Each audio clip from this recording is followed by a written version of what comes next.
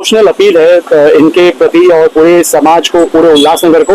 अब हम विठलवाड़ी पे खड़े हैं, आप इमेजिन करिए अगर हम विक्टिम हैं, आप विक्टिम के ऊपर एफआईआर करते हो। मैं पब्लिक से अपील करूंगा, प्लीज आप इनके साथ में रुकिए। अगर हम कहीं मोर्चा करें प्लीज आइए, क्योंकि कल आज इनका बेटा है, कल आपका बेटा होगा। अगर उनकी गाड़ी ली गई और उनके ऊपर एफआईआर हो गई तो ये नहीं चलेगा। उल्लासनगर इस कदर सब यहाँ से निकलते जाएंगे और लिटरली पलायन हुआ उल्लासनगर का। प्लीज सब साथ में आइए। Thank you.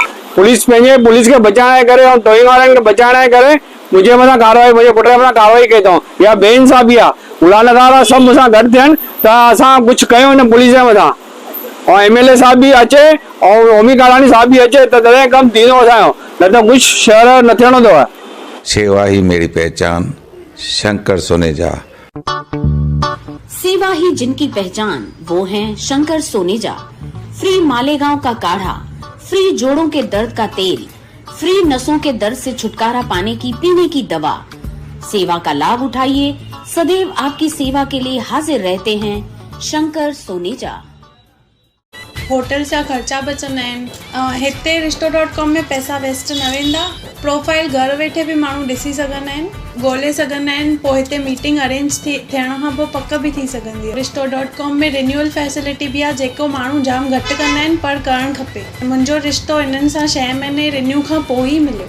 मुंहिंजो फर्स्ट टाइम में थियो। रिश्तो.com, सिंधियुनि जो सिंधियुनि सां ऑनलाइन सिंधी मैट्रिमोनी। नमस्कार, मैं राजेश दलवानी, आप देख रहे हैं उल्लास लाइन बुलेटिन। कल से उल्लासनगर शहर में ट्रैफिक टोइंग वैन का मामला गरमाया हुआ है, जहां शहरवासी, व्यापारी संस्थाएं मांग कर रही हैं कि शहर में टोइंग वैन को बंद किया जाए। कल की हुई घटना को लेकर विठलवाड़ी पुलिस स्टेशन में 2 एफआईआर दर्ज की गई हैं। इन्हीं दर्ज हुई एफआईआर पर एडवोकेट भरत शिवनानी ने पुलिस की कार्यप्रणाली पर ही सवाल उठाए हैं और शहरवासियों को साथ आने की अपील की है। आज हमने उनसे एक वार्तालाप की कि कल के इंसिडेंट के बाद आप लोगों ने क्या एक्शन लिया। तो इनका बहुत रवैया अभी भी डाउन था। मैंने इनको पूछा, मैंने 2 महीने पहले आपको कंप्लेंट की थी, जो इंसिडेंट हुआ था उस पर क्या किया, तो भी इनका जवाब नहीं था। कल जो कंप्लेंट हुआ या जो एफआईआर हुआ है तो भी इनको पता नहीं है। तो मैंने इनको सामने सवाल रखा है कि कल 2 एफआईआर हुई, ये मेरे पब्लिक को पता होना चाहिए कि किस तरीके से हम आम जनता को दबाया जा रहा है। कल हम एक दादरा नहीं है, ये इनके सन को इंसिडेंट हुआ था, इनके सन एक्सीडेंट में गए थे और अभी ठीक है मोर ऑर लेस। कल हम लोग एफआईआर करने गए थे, किसके खिलाफ? पूरे ट्रैफिक की जो वाहतूक व्हीकल है, 5 लोग थे उसमें, एक ड्राइवर, एक लेडी कांस्टेबल ट्रैफिक और 3 बच्चे थे पीछे।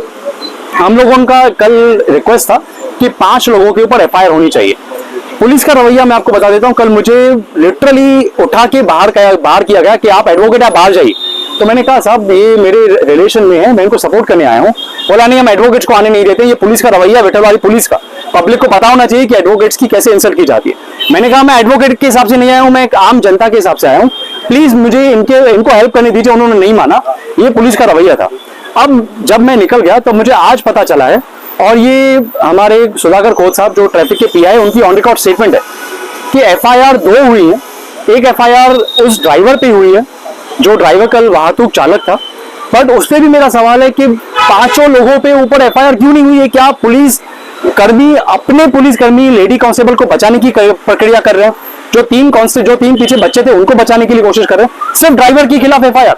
और ऊपर से सबसे हैरानी की बात होगी, पुलिस जो एफआईआर कर रही है वो ड्राइवर का नाम पता नहीं लिखा है। मैं पुलिस से सवाल करना चाहता हूं आपके मीडिया के माध्यम से कि क्या उस ड्राइवर चालक की वेरिफिकेशन नहीं की थी आप लोगों ने? अगर वेरिफिकेशन की होती तो आपके रिकॉर्ड में होता कि उसका ड्राइवर का नाम, उसका एड्रेस आपने नहीं मेंशन किया। एक ये पॉइंट है। सेकंड, जो एफआईआर में मुझे लगा ना कि एक मतलब कहीं ने धोखादायक जो एक बात की है, वहां पे एक पॉइंट मेंशन किया, जो चालक है वो उसने पीछे से ठोका है कुछ बच्चों को। मैं बोलता हूँ पीछे से कैसे ठोका है? गाड़ी तो आगे चला रहा था वो, और ये सब सीसीटीवी फुटेजेस में है कि गाड़ी वो चला रहा था और सामने उसने 2-3 बच्चों को चला के गया। एक उसमें तिवारी 40 इयर्स का आदमी है जिसके ऊपर गाड़ी चला के गया। एक ये मिस्टेक की है। और तीसरा जो मेरे को, जो बहुत मैं समाज को, मेरे पब्लिक को बताना चाहता हूँ, पुलिस ने डबल गेम खेली है। अपने ऊपर तो एफआईआर नहीं दी है, वो समझ में आता है। उन्होंने इनके बच्चे के ऊपर 353 सेक्शन लगाया है, एफआईआर किया है। और 353 मैं थोड़ा आइडिया दे दूं मेरे जनता को। 353 का क्या है ना कि अगर हम पुलिस कर्मियों को उनके ड्यूटी के ऑपरेशन में कहीं रोकते हैं तो 350 एप्लीकेबल होता है। 353 आप इनके बच्चे के ऊपर लगा रहे हो, जबकि इंसिडेंट पूरा समाज भड़का हुआ है। समाज में आक्रोश है कि ट्रैफिक डिपार्टमेंट रूल्स रेगुलेशन नहीं फॉलो करते हैं, टोइंग अगेंस्ट में है, टोइंग संसार के पूरे समाज के अगेंस्ट में। आप उनके खिलाफ एक्शन नहीं लेके आप हमारे खिलाफ एक्शन ले रहे हो। तो मुझे पुलिस के रवैया का पूरा समझ में आ रहा है क्या चल रहा है। हमारे शहर में लीडरशिप की बहुत बड़ी कमी है। अगर लीडरशिप अच्छी होती तो शायद आज पुलिस डिपार्टमेंट हमारे ऊपर इतने तरीके से एफआईआर नहीं होती। आपने सारी चीजें ट्रैफिक अधिकारी को बताई 100%। तो उनका क्या रवैया? अब उनको मैं बताता हूँ, मैंने उनको पूछा साहब, अगर सुधाकर खोत साहब से पूछा कि आपका क्या व्यू है कि ट्रैफिक कांस्टेबल के ऊपर एफआईआर होनी चाहिए कि नहीं होनी चाहिए। उन्होंने कहा मैं अपना व्यू नहीं रख सकता, मैं कुछ नहीं बोल सकता। मैं वेरिफिकेशन की बात कही, हाँ। तो वेरिफिकेशन के ऊपर अधिकारी ने क्या कहा? वेरिफिकेशन का उनका है कि हमारे पास वेरिफिकेशन है, बट पुलिस डिपार्टमेंट में उन्होंने हमसे पूछा होता तो हम आपको जवाब देते थे कि ड्राइवर कौन था, ये कौन था। पर मेरा कहना है कि पुलिस डिपार्टमेंट को सेपरेट वेरिफिकेशन बुक होना चाहिए और उनके पास डिटेल्स होती है।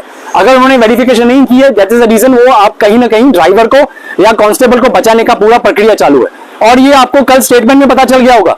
कल हमारे एमएलए ने एक स्टेटमेंट दिया है आपके सवाल पूछने पे कि ट्रैफिक डिपार्टमेंट किस बेकाबू है, बेलगाम है, वो पूरे के पूरे पैसे लेते रहते हैं। तो मैं आपके माध्यम से एमएलए से पूछना चाहता हूं कि एमएलए साहब, अगर आपके कंट्रोल में नहीं है, सेंटर की गवर्नमेंट, आपकी स्टेट की गवर्नमेंट, आपकी लोकल में आपका दबदबा है, अगर आपका कंट्रोल नहीं है तो आप रिजाइन कर दीजिए।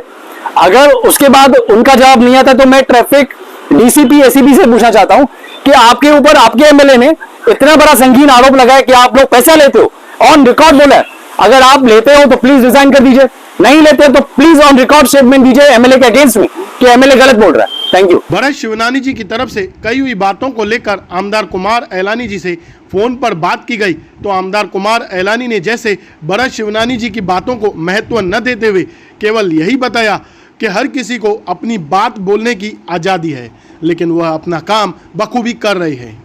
उल्लास लाइन बुलेटिन को सब्सक्राइब करें, बेल आइकॉन दबाएं और देखिए उल्लास लाइन बुलेटिन की न्यूज़ सबसे पहले आपके मोबाइल पर।